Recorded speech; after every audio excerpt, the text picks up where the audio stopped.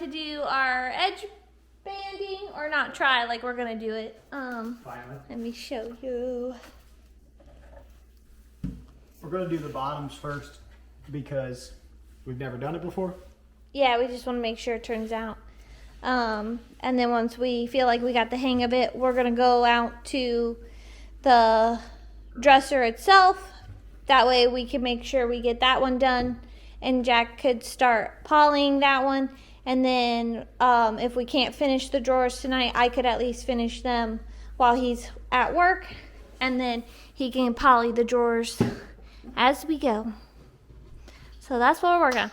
And then his parents got us a rocking chair, so we're gonna open that up and see what it looks like, and hopefully put it together and get it up in the baby's room.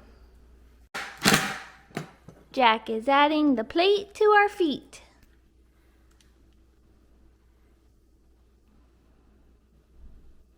And I got the iron going so we can start the edge banding. We have 2 of the bottoms done, and those are drying right now. Erica's setting up over here to do a top. And basically what we found out that's easier, since we got this 250-foot roll of edge bonding, that it's easier if we measure off what we need, cut it off, and then be able to do it. When we were doing the first one, we were trying to do it off the kind of roll, and it was just like way too much. So what we decided to do is just cut it off and then place it and then iron it on. And then that way we can do step by step from there. Here is where we are at with edge bonding. Basically we got the 4 drawer tops bonded over here. And then I moved the bottom drawers that we bonded over here. We're only bonding 2 of the bottom drawers just because the gap's a little wider than what Erica was hoping for. So I'm gonna edge bond those 2. The bottom 2, I'm not gonna edge bond just because the one is gonna be against the ground. And then these ones, the gap is small enough that we don't think it'll make a difference. If so, and we didn't want them to be too tight either. However, if I do need to go back and edge bond the bottom of these 2 drawers, that's something super simple and easy. So now what I'm going to do is I'm going to go around and cut this little excess off this one, so then I can flip it over and put the top piece on these top 2 drawers.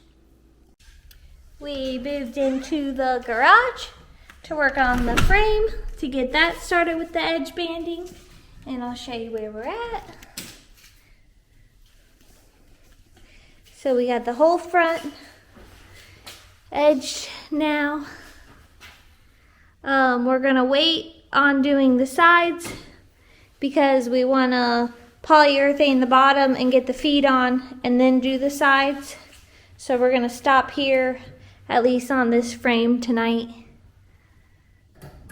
But yeah, we did it. We're getting there.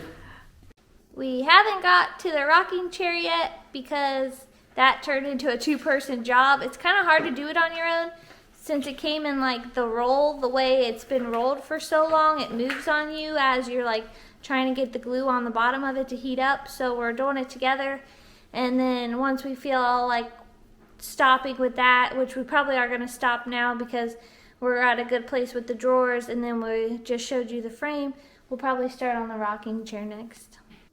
I've been looking for my feet all day. Nothing like a good old kinkle. I can barely bend my toes. And he's opening the chair.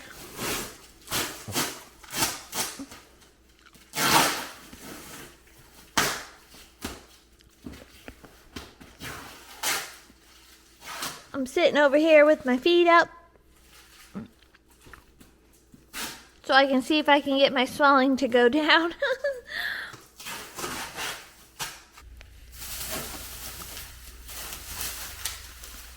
Got all the parts out.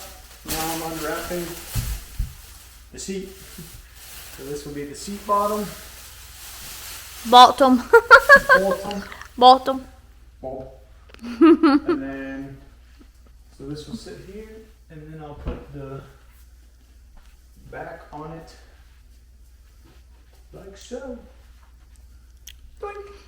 Sorry, you can't really see because my fat butt didn't get up. And we have a seat. Good job, baby. We're getting there. Who knew I could build furniture? Me. And I'm just over here supervising.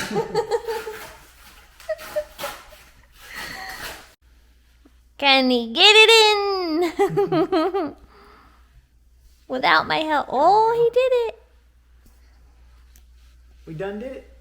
Now I just gotta. Done it. I just gotta hold it up and get the screw in Do you need me to hold it up? there. I got it. And we have a chair. Whee! Rockin'! Whee! You might see these pieces sitting over here. So these are like felt bottoms. Since these are used for like tile, if I was going to leave this down here, I'd put these on there.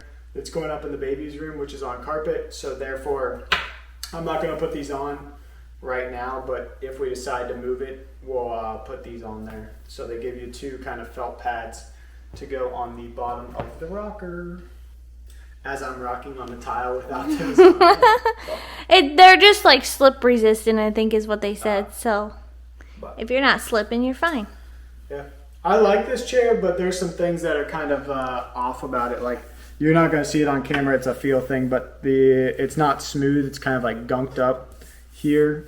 There was also a crack in one of the pieces of wood. So we're going to reach out to the Amazon store front and see what they recommend us do.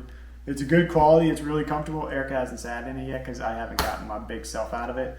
But yeah, it's nice quality. It matches the other furniture that we have in the process of building. That's the reason why I like this one, just because it's got like the natural wood look with the gray. So yeah, I like it a lot. My turn.